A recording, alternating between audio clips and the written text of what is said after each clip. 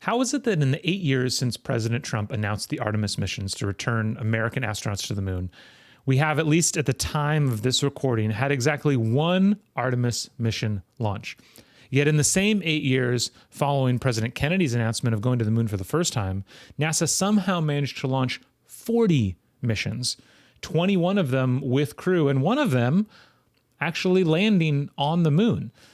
Well, there's a lot of reasons for this, but there's one that really stands out to me, and I want to talk about it today because understanding this core idea can really help you be a better leader and help your team accomplish more than you ever thought possible. Before we dive in, I do want to say that if you are a regular to this channel, welcome back. Thank you so much. And if you are new, my name is Matt Chertsen. I'm a former Air Force instructor pilot, former talent development leader at SpaceX, and I now run a company called Built, where I get to work with some of the most innovative companies on the planet to train their leaders how to build teams capable of solving the world's hardest problems. If you like this video and you or your organization are struggling with these kinds of challenges, please reach out to see if we can help. So what is this core idea, right? This idea that really, in my opinion, is one of the big differences between the Apollo program and the Artemis program. The core idea is risk. Not just being willing to take risk, but really understanding the fact that there are two sides to risk. Any action, any new thing that you are trying to do with your team is going to involve some risk. But so does not doing that thing. What's the risk of inaction? What's the risk of not deciding? That's, I think, the thing that in recent times has kind of gotten lost. This idea that it's not just taking a step forward that is a risk, but standing in the same place is also risky, right? And if you can understand the fact that there are two sides of risk, that's really gonna help you out. So that's the first thing that you need to understand.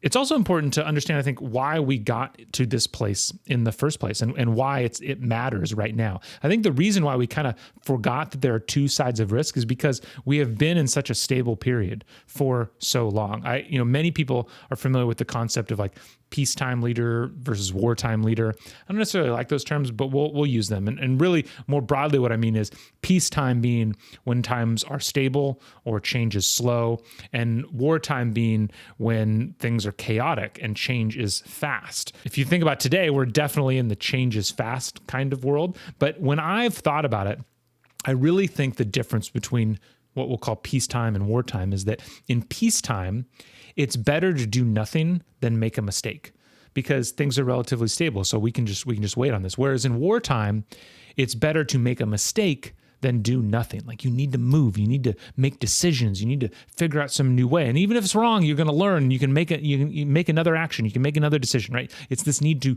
change. And the challenge is that so many of us, so many leaders in the world, whether it's in government, in business, in large corporations, small companies, grew up in a world where there just wasn't as much change. We started off talking about the space world. The space world, almost since we landed on the moon, there just hasn't been any other competition. And certainly not since the fall of the Soviet Union has there been anybody else until today with the rise of the Chinese space program. And that's forcing a lot of changes, right? And so when change is high, which is true everywhere today, the cost, the risk of not doing something rises. It gets really high, right? And so for you as a leader, in order to figure out, okay, so what should I be doing with this? Really, it ultimately comes back to constantly asking yourself the question, when you're in a meeting and thinking about making a decision or saying like, oh, let's have another meeting about this. Let's think about it. I'm not sure. You need to be asking yourself, what is the risk of not doing anything? Don't only ask yourself, what's the risk if this goes wrong? Ask yourself the risk of staying with the status quo. Because more and more often, I think that risk is going to be growing. It's not always going to be, the common examples that come to my mind, the two biggest programs. We have the moon program, right? Where the risk was the Soviets were going to get to the moon first. Or we think of the Manhattan Project. The risk was the Germans were going to get the atomic bomb first. Most of us aren't in those kinds of positions.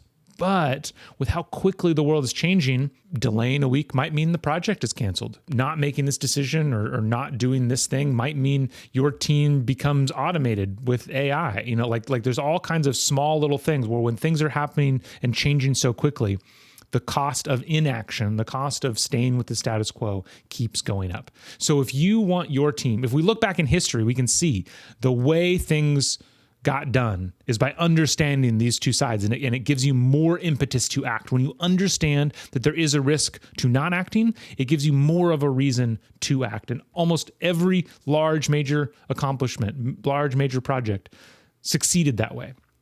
So if you in your life want to get better at helping your team succeed, helping your team move forward, then ultimately what you need to do is step back and take a minute to ask yourself, not just what is the risk of this thing going wrong, but what is the risk of not doing anything?